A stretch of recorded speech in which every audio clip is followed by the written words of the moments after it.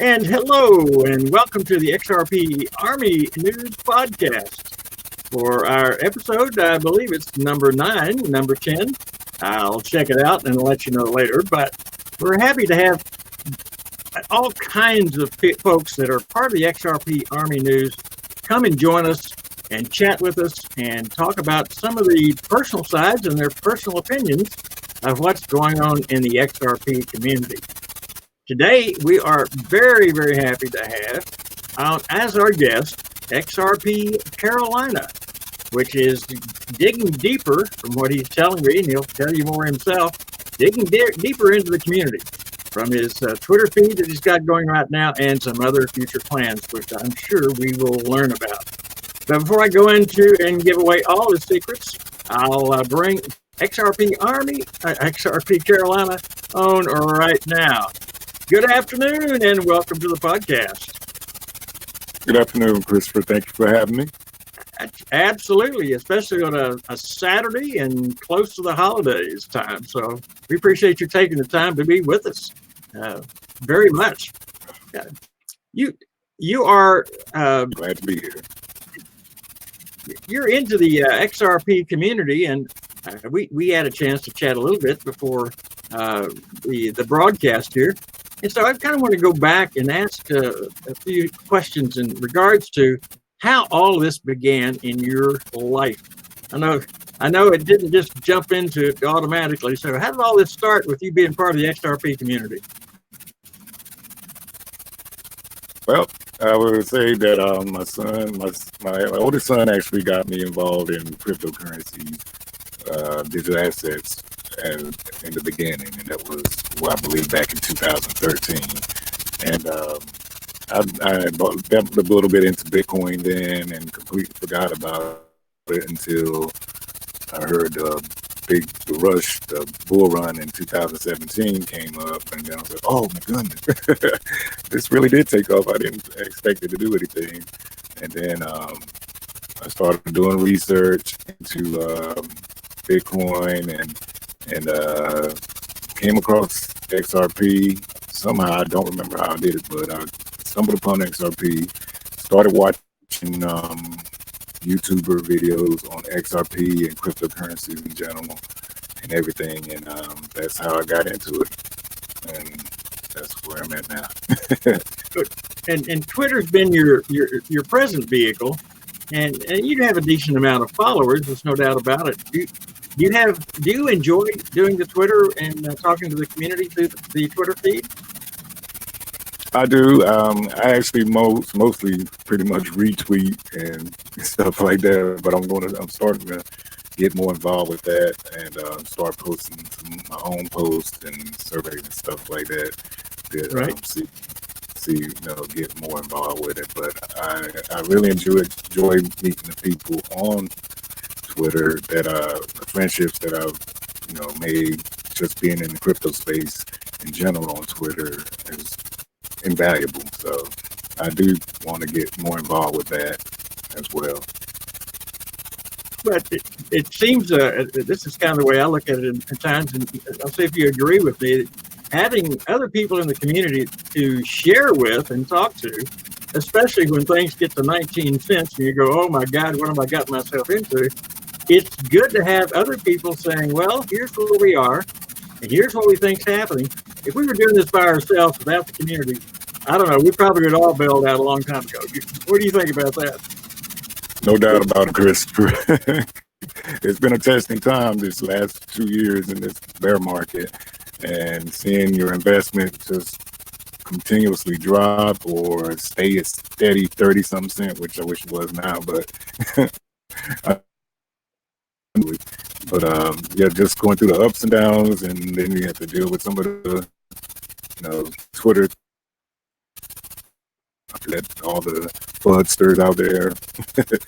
That without a good group of people supporting you and keeping you encouraged, I think I would have left a long time ago. But got a good group of people out there to support you. Right, we've seen the naysayers already depart, and as far as I'm concerned, good riddance. Sorry you didn't have the foresight to hang in there. But who do you like, and who do you follow most? As far as not really who do you respect the most, because I think all of our people in the community try to do a good job. But when you're actually out there digging and wanting to do research, who is it that you actually look to? And let's maybe just talk in terms of the YouTube channel people, just as an example. Who do you follow most? I want to say XRP Crypto Wolf. He's a very, very good researcher in the crypto space and in Twitter. And first started my channel, and he reached out to me and was like, XRP Carolina, is there anything you can use any of my articles, my research to do your channels, do your videos? That'll be fine with me. And I really appreciate that he had extended that to me. But XRP Crypto Wolf was definitely one of the main ones that I followed because of his due diligence and research and finding these articles about Ripple and XRP out there in the space, and bringing it to us on Twitter and allowing us to share and use those videos, those posts and everything for our videos. So that's one of my main favorite ones that I follow and on Twitter. And now as far as I know he's on, which I definitely recommend anybody and everybody to check that out.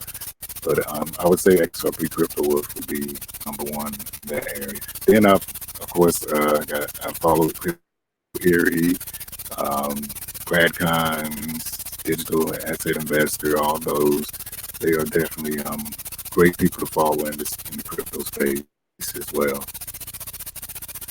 Well, we had a very, very charming visit with Crypto Airy on our podcast here a couple of weeks ago, and she was delightful. After we got done with the podcast, I think Scott Powell, which you've met as part of our XRP Army group, the other part of our XRP Army and News group is Rick Shear, which does a tremendous job on the website putting everything together. But when we got off with Crypto Airy, Scott and I probably spent another 45 minutes after the podcast just chatting with her. She was absolutely wonderful, delightful person. It's unbelievable. Yes, she is. She truly is. Yeah.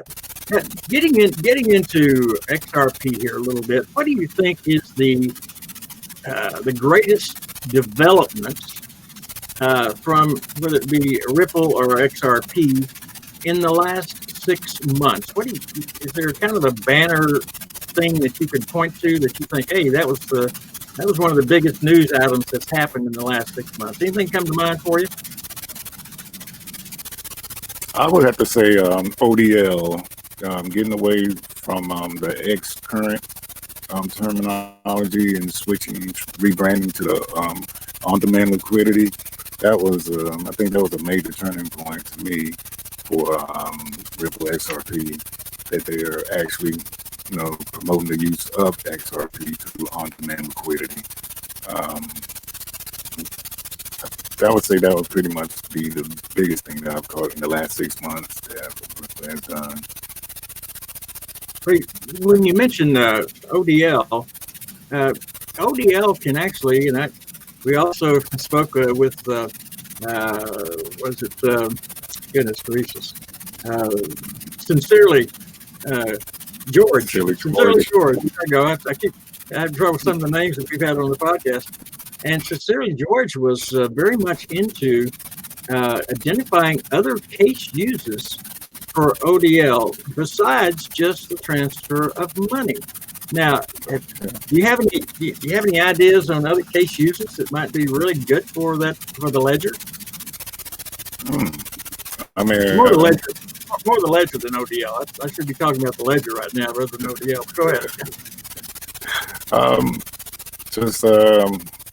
The fact that they got the Spring Initiative, and they got a whole bunch of startup companies looking for uses to use the ledger, like the micropayments for gaming and music, micropayments for artists to get paid with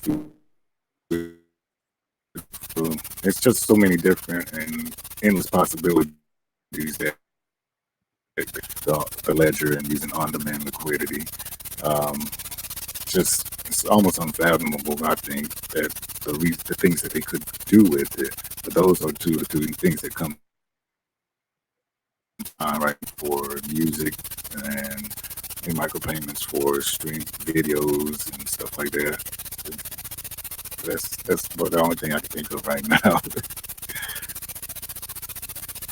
Well, all that goes together, and I think we're looking at a period here now that we. I was around when the internet first was born. Okay, I don't know how old you are. I don't know if you were or not, but I was around when the internet was born. I was too, Chris. And I was too. Okay, good enough. And I remember then that everybody said, it's not going to last. It's just a fad kind of thing. It's nothing to it really. And I kept going, I don't know. This looks pretty wide here. And of course, I was, not that I was right, but I just kind of go, I didn't listen to the naysayers, and boom, here we are, a world linked together with the World Wide Web. And I think we're on this at the same point with XRP and the ODL and the ledger.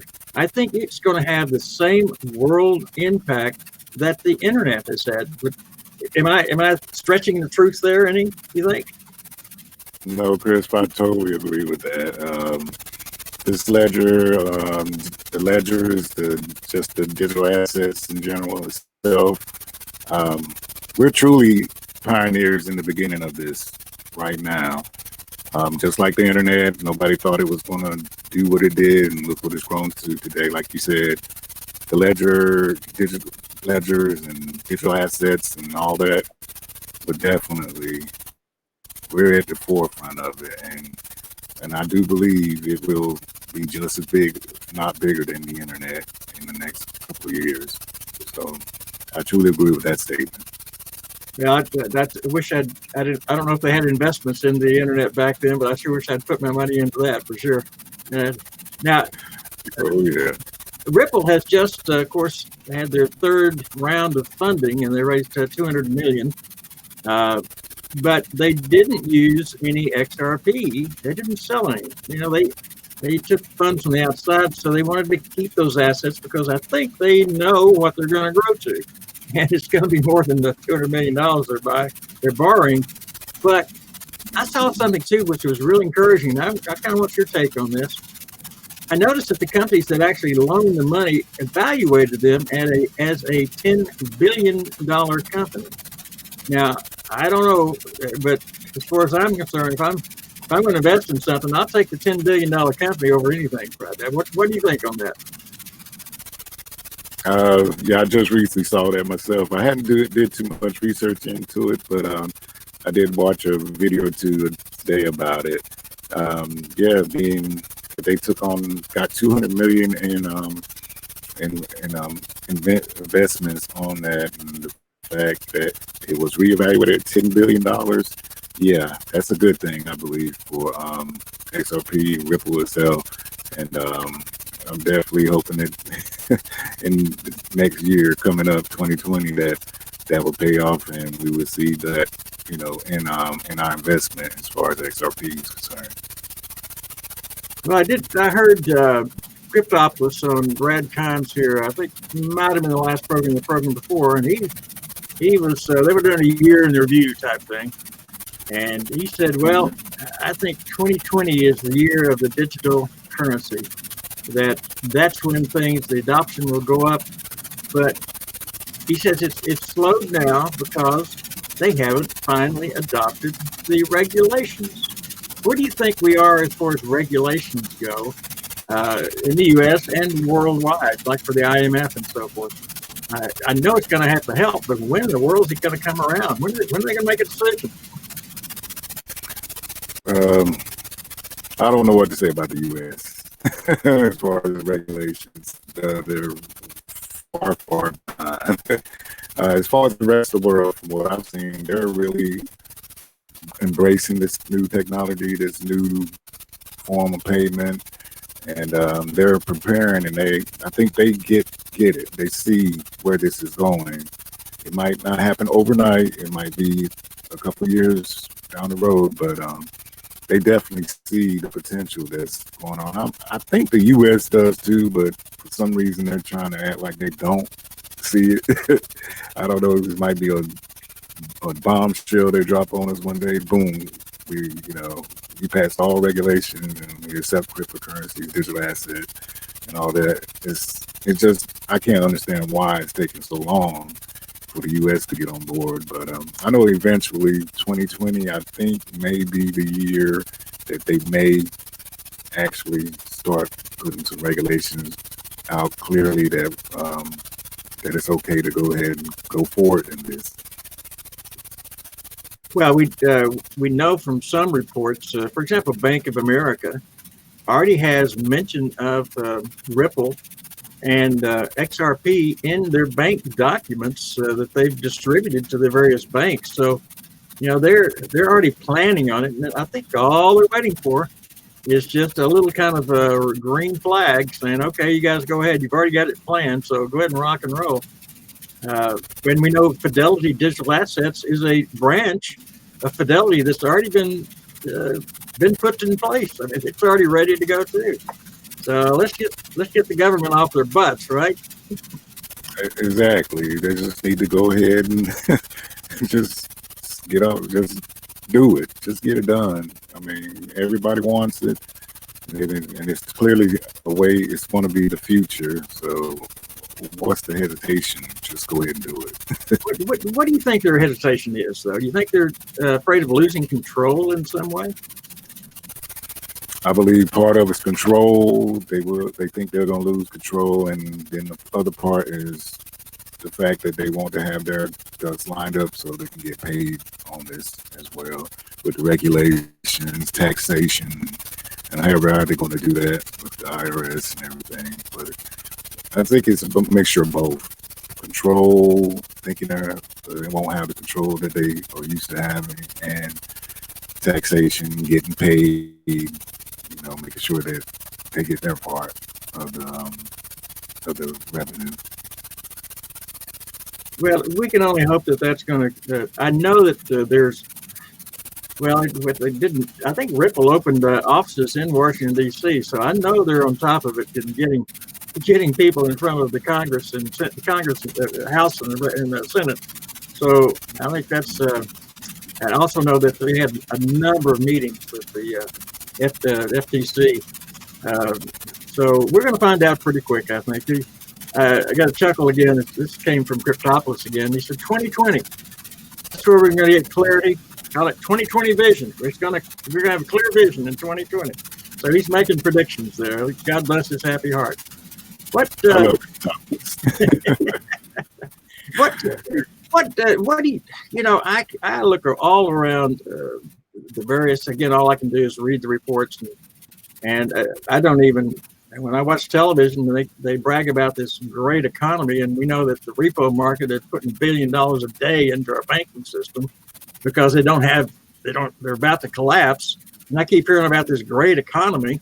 And I went, why is it, if it's so great, why are you dumping money into the banks? I don't understand, but nobody reports on it. Nobody talks about it, but it's there. Now, what is your opinion of not only the American economy, but the world economy right now? What do you think? How do you evaluate what's happening right now? Well, Christopher, I'm definitely not a financial advisor or anything like that.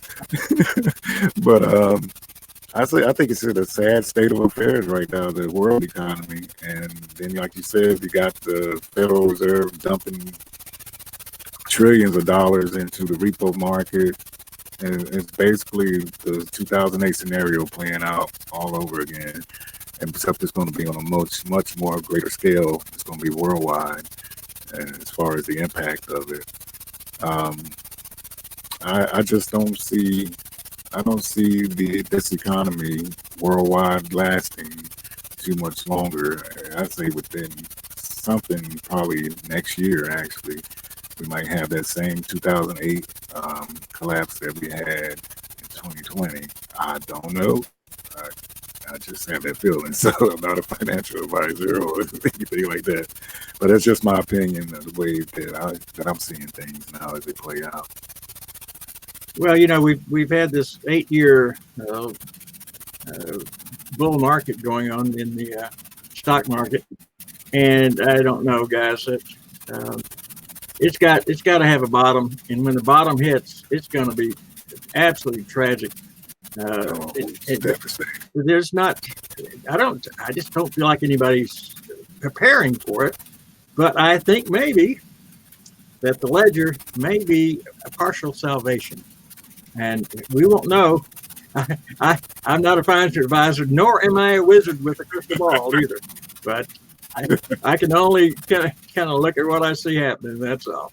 I'd hate to be a broadcaster on CNBC right now, because I'd be telling my guys in the back room, hey, we got to talk about this stuff. Why are we not talking about it? They say, because we don't want to scare the population. What are you talking about? We'll panic. They'll go be running to the banks and pulling their money out. And I said, yeah, they probably should. They should. They really should. Yeah, definitely. I feel I try to spread the word about XRP and cryptocurrencies to pretty much everybody that I run across to prepare. I tell my family all the time, when this economic crash happens, it's going to be worse than 2008. You should have alternatives to invest your money in, and also have some digital assets on the side just in case. When it does happen, it's not when. It's not if, it's when it's going to happen, and you need to be prepared. And I see digital assets and the ledgers and all that as a way to, I wouldn't say completely circumvent the tragedy is about to befold us, but as a good backup measure to have in place. Well, as it probably should be. Now, the question comes up then on if that's going to be the answer.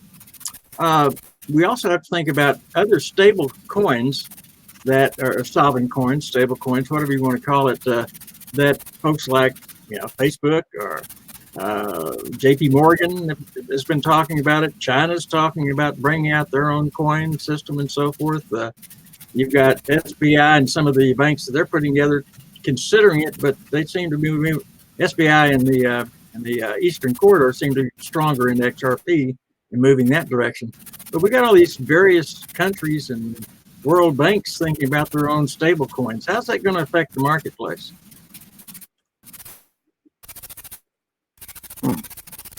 Stable coins, I look at them as a good thing, because all these stable coins, even the CBDCs are coming into place.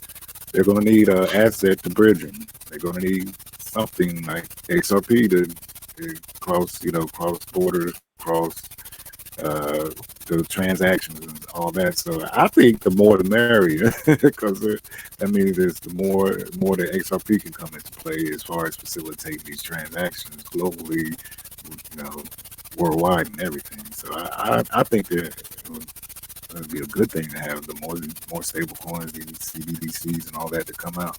They're going to need a bridge asset. They're going to need something to transfer between these different walled gardens. So I think it's a good thing. Okay, so the more the merrier. Bring them on and just let them use the XRP as the way to move it from place to place. Okay, all right, that's cool. I like that.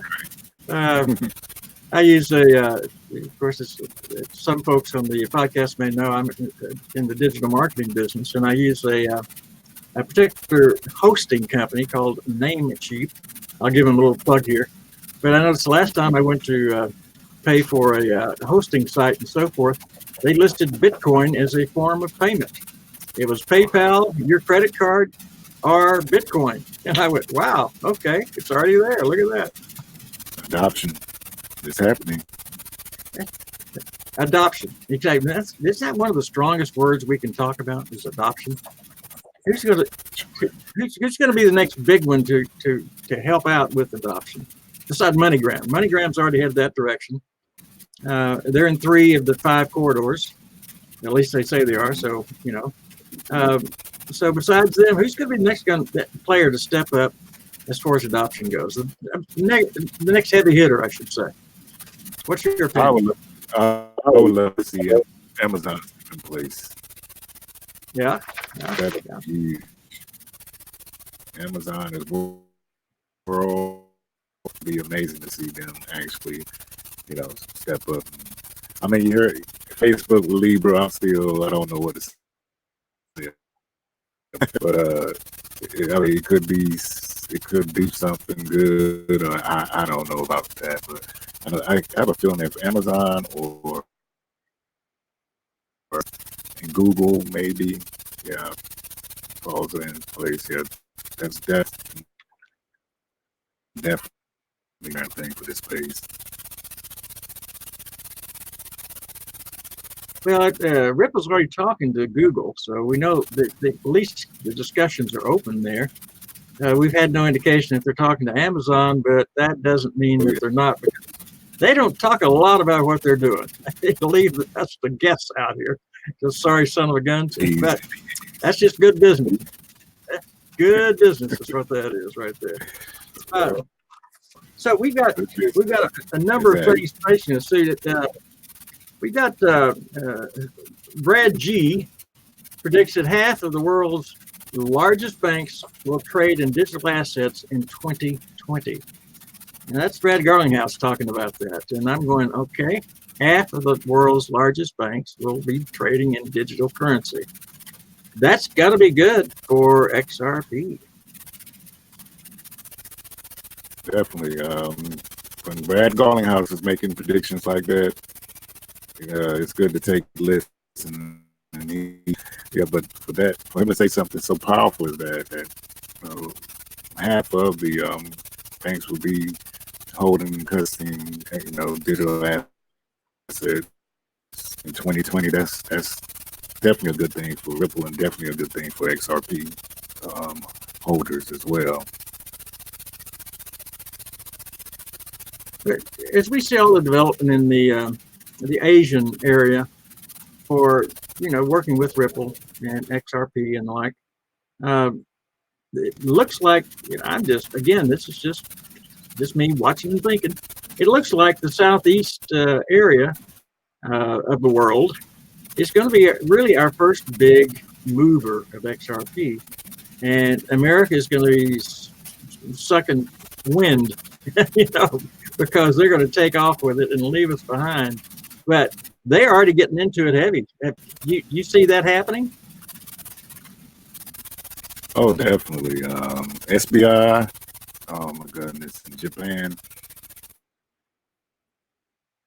Just phenomenal what they're doing over there. And then I can't think of his name. Kyo. I don't even want to butcher it. The SBI man in Japan. I can't think of his name right now.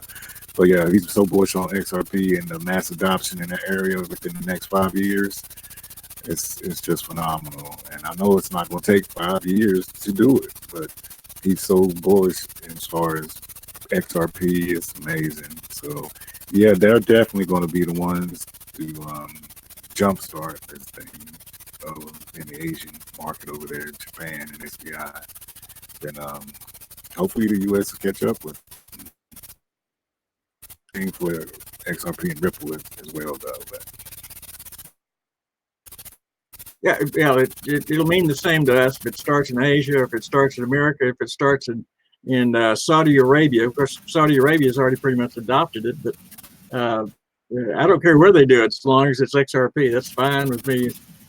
The world is becoming a smaller and smaller place, and my investment is still just as good in Saudi Arabia as it is right here in America. Are you planning on putting more money into XRP? Actually, are you planning on making additional investments? Okay. Yeah, I told myself I was going to try to do one last large investment in 2019 before we go into 2020. But I'm always hodling, stacking ZERPs. So I'm definitely going to invest some more into XRP and just hold on to it and just see where this takes us in 2020. Well, it's going to be a fascinating year. Okay, well, XRP Carolina, thank you for being with us and sharing your knowledge and your time with us. Is there anything you'd like to say to the audience before we take a leave here today? Any suggestions you'd like to make out there to your audience, because you have an audience as well, and I'm sure they're going to see this podcast. So anything you'd like to put out there for all the folks, go right ahead, do your thing, my man. All right, thank you, Christopher. First of all, I'd like to thank you and Scott for having me on the show. I'd like to say to anybody that's watching, everybody, don't believe the FUD.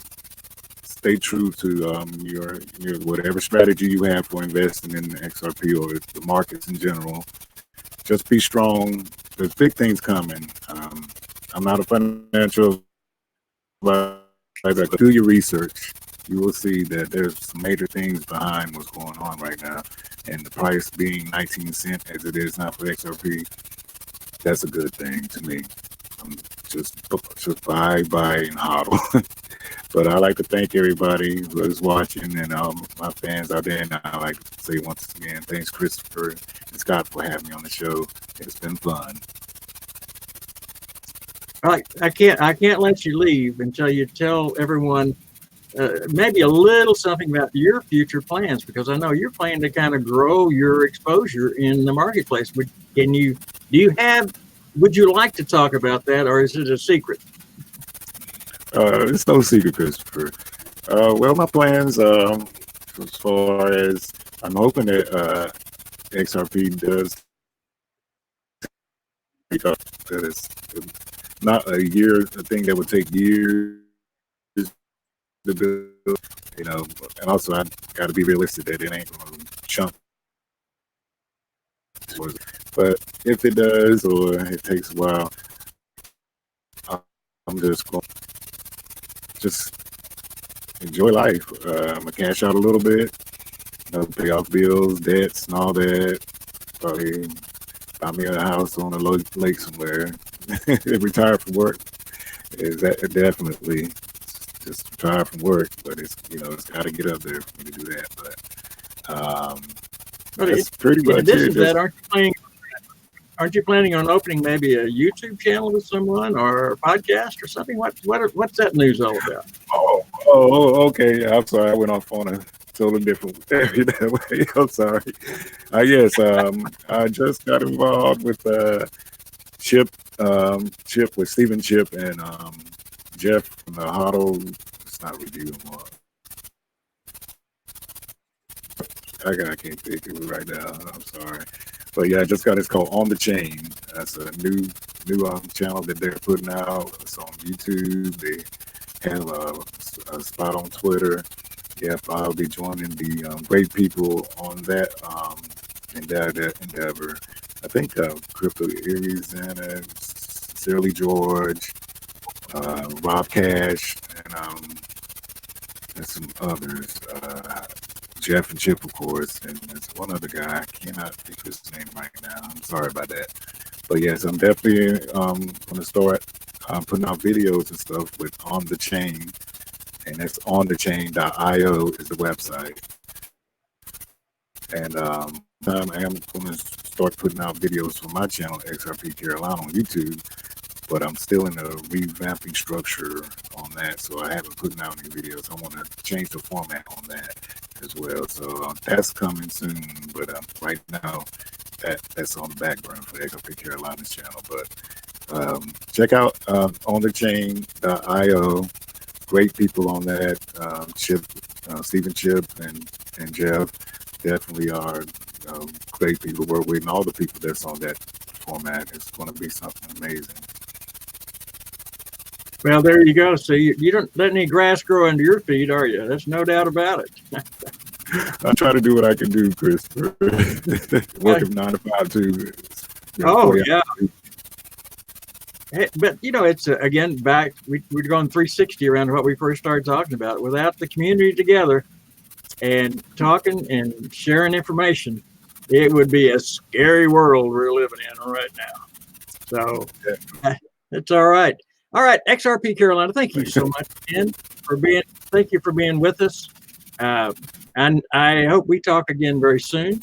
And as you go back out there, your podcast is going to be up on our XRP Army News site within a day, and so you can kind of tell everybody check it out over there. So I'll say goodbye for now, and we'll talk soon. My pleasure. Thank you. Bye for now. Bye-bye. All right, folks. It's so interesting. XRP Carolina, he jumped into the fire. Anybody that starts a Twitter channel and starts putting out some original stuff, finding and retweeting, and you're dumping your feet into the fire, because people are going to start following you, and you're going to start going, oh well, listen, I'm not a financial advisor, but I will tell you the news here today. But I respect what he's doing immensely. It's not easy to do when you've got a full-time job and you're still trying to share with the XRP community.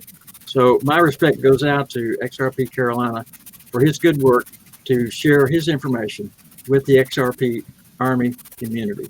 And that's the end of our episode for this round with XRP Carolina.